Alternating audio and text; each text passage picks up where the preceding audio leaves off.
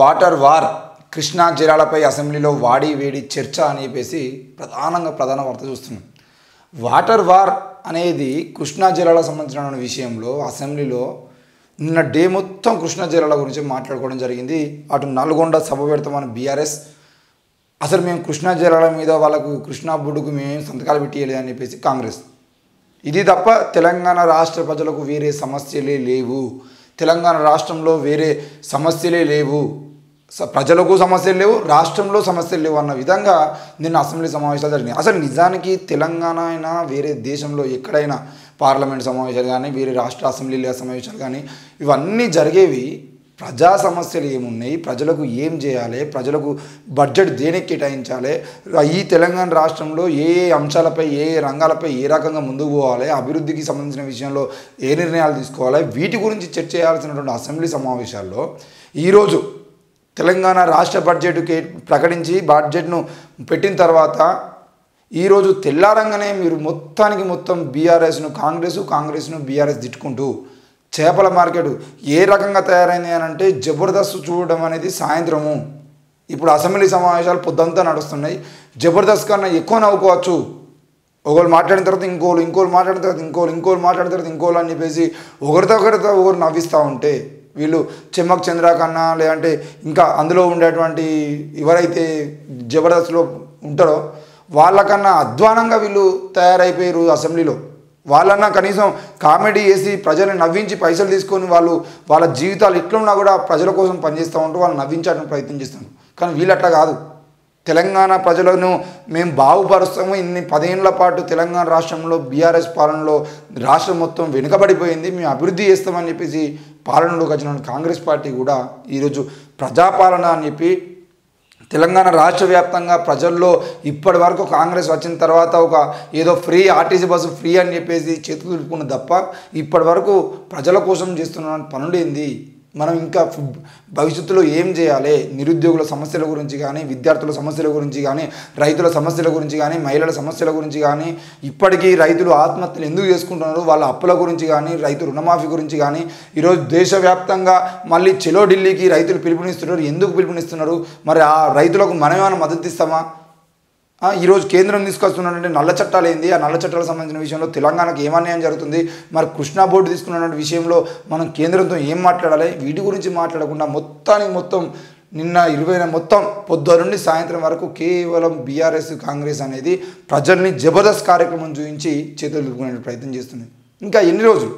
ఇవాళేమో ఇలా పొద్దుగాల 10 గంటలకు అసెంబ్లీకి వస్తారు, 15 నిమిషాలు పావుగంట సేపు కూర్చొని 20 నిమిషాలు కూర్చొని చెలో అని చెప్పేసి బస్ ఎక్కి సాయంత్రం 5 గంటలకు కాళేశ్వరం పోయి కాళేశ్వరం కాడ ఆ ప్రాజెక్టును సందర్శించి అక్కడ ప్రెస్ మీట్ పెడతారు. అరే అసెంబ్లీ సమావేశాలు అయిపోయినాక తెల్లారంగా పెట్టుకోకపోయారు? మీకు అసెంబ్లీ సమావేశాక మరుసటి రోజు చెలో కాళేశ్వరం కార్యక్రమం పెట్టుకోండి. అసెంబ్లీ సమావేశాల్లో జరిగేవే వారం రోజులు 10 రోజులు. ఈ 10 రోజుల్లో కూడా మీరు ఓ రోజు వాకౌట్ చేసుకొని బయట కూర్చొని, ఓ రోజు గవర్నర్ ప్రసంగానికి పెట్టుకొని, ఒకరోజు ధన్యవాద తీర్మానం పెట్టుకొని, ఒకరోజు బడ్జెట్ పెట్టుకొని, ఇంకో రోజు పోయి కాళేశ్వరంలో కూర్చుంటామంటే అసలు అసెంబ్లీ సమావేశాలలో ఏం జరుగుతుంది? అసెంబ్లీ సమావేశాల్లో తెలంగాణ రాష్ట్ర ప్రజల గురించి ఏమైనా నిర్ణయం తీసుకుంటున్నారా? మొత్తం అసెంబ్లీ సమావేశాలు 10 రోజులు జరిగితే 10 రోజులు అయిపోయిన తర్వాత మీరు తీసుకున్న నిర్ణయాలు ఏంది, అసలు చర్చించిన అంశాలు ఏంది అని చెప్పేసి అంటే 10 అంశాలు కూడా చక్కగా ఉండేటువంటి పరిస్థితి లేదు అని అంటే హరీష్ రావు నువ్వు ఆ పాటలోకి వెళ్ళి బయటికి రా, నీకు దేవాదాయ శాఖ మంత్రి ఇస్తామని ఇవ్వాలంటారు.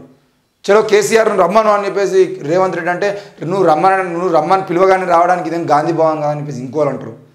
ఏంది ఇది? అసెంబ్లీ సమావేశాలా? లేకపోతే మీరు పంచాయతీలు పెట్టుకునేటువంటి ఈ మహబూబ్ నగర్ జిల్లాలో రేవంత్ రెడ్డి నియోజకవర్గంలో జరిగే పంచాయతీలాగా రేవంత్ రెడ్డి మాట్లాడడం, ఇంకా మేమే అధికారంలో ఉన్నట్టుగా హరీష్ రావు మాట్లాడడం, ఇవంతా చూస్తూ ఉంటే వీళ్ళకు ప్రజల మీద కేసీఆర్తో పాటు అంటే బీఆర్ఎస్ పార్టీతో పాటు కాంగ్రెస్ పార్టీ కూడా ప్రజల్ని మభ్యపెట్టి అసెంబ్లీ సమావేశాల్లో మేమే గొప్పోళ్ళము అని నిరూపించుకునే ప్రయత్నం చేస్తున్నారు తప్ప ఎక్కడా కూడా తెలంగాణ రాష్ట్ర ప్రజల ప్రయోజనాల గురించి చర్చ చేద్దాము, చలో కూర్చోండి, అన్ని పార్టీలను సమన్వయం చేసి కూర్చోబెట్టి మనం ఏం చేద్దాం చెప్పండి అని చెప్పేసి మాట్లాడేటువంటి ప్రయత్నం చేయకుండా ఇదంతా కూడా కేవలం ప్రజల్ని పిచ్చోళ్ళని చేసేటువంటి ప్రయత్నం చేస్తున్నారు. ఇక అసెంబ్లీలో వార్ జరిగిందంట. ఏం వార్ జరిగింది? అధికార విపక్ష సభ్యుల మధ్య మాటల సమరము. గత ప్రభుత్వంపై నిప్పులు కురిపించిన కాంగ్రెస్, ధీటుగా సమాధానం ఇచ్చిన బీఆర్ఎస్. 6 గంటల పాటు సాగిన చర్చ. దేనికి సాగింది 6 గంటల పాటు చర్చ అంటే గత ప్రభుత్వం మీద నిప్పులు కురిపించారు, వాళ్ళు ఫైర్ ఇంజన్తో నీళ్ళు పోసారు. ఇది నిన్న 6 గంటల పాటు జరిగినటువంటి చర్చ. కృష్ణానది జలాలపై అధికార ప్రతిపక్ష పార్టీల సభ్యుల వాదోపవాదనలు, విమర్శలు, ప్రతివిమర్శలు, సవాళ్ళు, ప్రతి సవాళ్లతో సోమవారం అసెంబ్లీ దద్దరిల్లింది. కృష్ణానదిపైన ఉన్న శ్రీశైలం, నాగార్జున సాగర్ ప్రాజెక్టుల నిర్వహణకు కృష్ణా రివర్ మేనేజ్మెంట్ బోర్డుకు అప్పగిస్తూ మీరు సంతకాలు చేశారంటే మీరే సంతకాలు చేశారని వాదోపవాదనలతో సభ హోరెత్తింది. ఆ 2 ప్రాజెక్టులను కేఆర్ఎంబీకి అప్పగించేది లేదని నీటిపారుదల శాఖ మంత్రి ఉత్తమ్ కుమార్ రెడ్డి అసెంబ్లీలో ప్రవేశపెట్టిన తీర్మానంపై సుమారు 6 గంటల పాటు సాగిన సుదీర్ఘమైనటువంటి చర్చలో CM Revanth Reddy, deputy CM మంత్రి మల్లు భట్టి విక్రమార్క, మంత్రులు కోమటిరెడ్డి వెంకటరెడ్డి, జూపల్లి కృష్ణారావు, పొన్నం ప్రభాకర్, దుద్దిల శ్రీధర్ బాబు ప్రతిపక్ష బీఆర్ఎస్ పార్టీపై తీవ్ర స్థాయిలో ధ్వజమెత్తారు. ప్రతిపక్ష బీఆర్ఎస్ పార్టీ నుంచి మాజీ మంత్రులు హరీష్ రావు, కడియం శ్రీహర్లు అధికార పక్షానికి గట్టిగానే కౌంటర్ ఇచ్చేటువంటి ప్రయత్నాలు చేశారు. ఇది నిన్న జరిగినటువంటి అసెంబ్లీ సమావేశం. ఈ 6 గంటల పాటు సాగినటువంటి సమావేశంలో కేఆర్ఎంబీకి మేము ఇవ్వము అని చెప్పేసి తీర్మానం చేస్తాం, ఈ విషయాన్ని పక్కన పెడదాం, చలో ఇంకా ఏం మాట్లాడుకుందాం అనే విషయం మాట్లాడకుండా 6 గంటలు 8 గంటలు, ఇంకా ఇందులో చర్చ జరిగింది 6 గంటలు, మధ్యలో వీళ్ళ లంచ్ బ్రేక్, ఆ బ్రేక్, ఈ బ్రేక్ తీసేదంటే 8 గంటల నుండి 9 గంటల పాటు జరిగినటువంటి ఈ సమావేశంలో ఈ 9 గంటలు మొత్తం అయిపోయిన తర్వాత వీళ్ళు తీర్మానం చేశారు. ఏంది బీఆర్ఎస్ పాపమే, ప్రాజెక్టులు శాపం అని చెప్పేసి ఈయనే, లేదు సంతకాలు పెట్టి అప్పగించారు అని చెప్పేసి హరీష్ రావు మాట్లాడినట్టు మాటలు ఏవైతేనో వీటన్నిటికీ ఫుల్ స్టాప్ ఏంటిది అనేది మాట్లాడుకొని దాన్ని సంతకాలు పెట్టేసేది ఉంటే, తీర్మానం చేసేది ఉంటే అయిపోయేది. మరి ఎందుకు ఈ ప్రజల సమయాన్ని, అసెంబ్లీ సమావేశం అంటే ప్రజల సమయం, అది ప్రజల కోసం మాట్లాడుకోవాల్సినటువంటి సమయం, మరి ఆ సమయాన్ని మీకు నచ్చినట్టుగా మీరు బీఆర్ఎస్ వాళ్ళు మీ మీద బురద జల్లుకునే ప్రయత్నం చేస్తే అది అసెంబ్లీ సమావేశాలు ఎట్లయితాయి? ఇక సంతకాలు పెట్టి అప్పగించారని హరీష్ రావు అంటున్నాడు. 10 ఏళ్లలో బీఆర్ఎస్ ప్రభుత్వం కేంద్రానికి ప్రాజెక్టులు ఎప్పుడూ అప్పగించలేదు, అధికారంలోకి వచ్చిన 2 నెలల్లోనే కాంగ్రెస్ అప్పగించింది. పోతిరెడ్డిపాటు కోసం పేగులు తెగేదాకా కొట్లాడింది బీఆర్ఎస్ పార్టీ. కాంగ్రెస్ నేతలు పదవుల కోసం పెదవులు మూసుకున్నారు. 299 టీఎంసీల వాటాకు ఆద్యులే గత కాంగ్రెస్ పాలకులు అని చెప్పేసి కేసీఆర్ ప్రాణాలు పోయినా తెలంగాణ ప్రయోజనాలకు నష్టం చేయరు. కాంగ్రెస్ పాలకులు అధికారులపైకి తప్పులు నెడుతున్నారు. అసెంబ్లీలో మాజీ మంత్రి BRS MLA Harish Rao Krishna జిల్లాలపై CM మంత్రులు లేవనెత్తిన అంశాలపై ధీటుగా సమాధానం ఇచ్చినటువంటి సందర్భం మనం చూస్తూ ఉన్నాం. ఇది అంటే ఇక కేసీఆర్ సభకు రావాలని రేవంత్ రెడ్డి అంటున్నాడు. మహబూబ్ నగర్, రంగారెడ్డి, ఖమ్మం, నల్గొండ జిల్లాల ప్రజలు కృష్ణపై ఆధారపడి జీవిస్తున్నారు. తెలంగాణ ఉద్యమం జరిగిందే నీళ్ల కోసం. అలాంటి ప్రధాన అంశంపై చర్చ సందర్భంగా ప్రధాన ప్రతిపక్ష నేత మాజీ సీఎం కేసీఆర్ సభకు రాకుండా ఫామ్ హౌస్లో దాక్కున్నాడు. ఇంతకంటే కీలకమైన అంశం ఈ తెలంగాణలో ఏమైనా ఉందా? మహానుభావుడు ప్రతిపక్ష నాయకుడు సభకు రాకుండా తెలంగాణ సమాజాన్ని అవమానిస్తున్నారు. కృష్ణా ప్రాజెక్టులను కేంద్రానికి అప్పగించలేదు. జలాల్లో 68% వాటా తెలంగాణకు ఇవ్వాలని ప్రభుత్వం తీర్మానం చేసింది. ఈ తీర్మానానికి అనుకూలమో వ్యతిరేకమో విపక్ష నేతలు స్పష్టత ఇవ్వాలి. కృష్ణా జిల్లాలో జరిగిన అన్యాయంపై చర్చ జరుగుతుంటే కేసీఆర్ ముఖం చాటేశారని చెప్పేసి ముఖ్యమంత్రి రేవంత్ రెడ్డి అంటే దానికి ధీటుగా వాళ్ళు కూడా సమాధానం ఇచ్చారు. నువ్వు రమ్మంటే రావడానికి ఇదేమో గాంధీ భవన్ కాదు బిడ్డ, నువ్వు రమ్మంటే రావడానికి ఏం మీ మహబూబ్ నగర్ అడ్డ కాదు, లేదంటే చేపల మార్కెట్ కాదు, గాంధీ భవన్ కాదు, నువ్వు ఎప్పుడు రమ్మంటే అప్పుడు రావడానికి అని చెప్పేసి రేవంత్ రెడ్డికి గట్టి వార్నింగ్ ఇచ్చడం ప్రయత్నం అయితే చేశారు. ఇకపోతే ప్రాజెక్టులను అప్పగించాం, షరతులు అంగీకరించే వరకు ఇచ్చేది లేదు. అసెంబ్లీలో ఏకగ్రీవ తీర్మానం.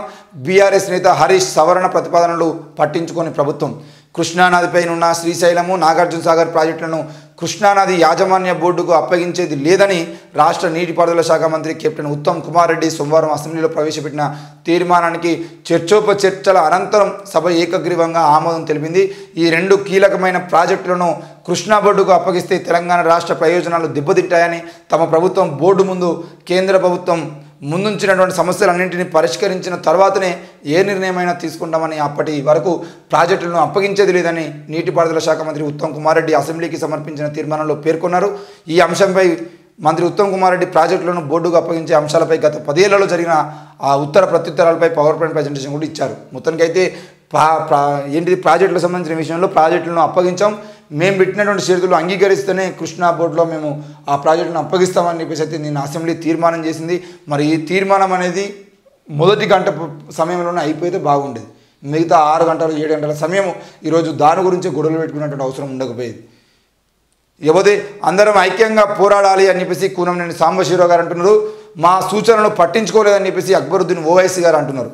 ఇకపోతే అసెంబ్లీ తీర్మానం బీఆర్ఎస్ విజయం. చెలో నల్గొండ ఎఫెక్ట్తోనే అసెంబ్లీలో తీర్మానం పెట్టిన కాంగ్రెస్ మంత్రి ఉత్తమ్ మాట్లాడేది మాకే అర్థం కాలేదు, ప్రజలకేం అర్థమవుతుంది.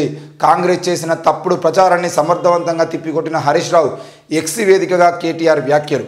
అసెంబ్లీ తీర్మానం బీఆర్ఎస్ విజయమట. ఒకవేళ బీఆర్ఎస్ చెలో నల్గొండ కార్యక్రమం పెట్టకపోయి ఉంటే ఈరోజు కృష్ణానది జిల్లాలకు సంబంధించిన విషయాల మీద ఈరోజు వాళ్ళు కాంగ్రెస్ పార్టీ వాళ్ళు తీర్మానం చేసేటోళ్ళు కాదు.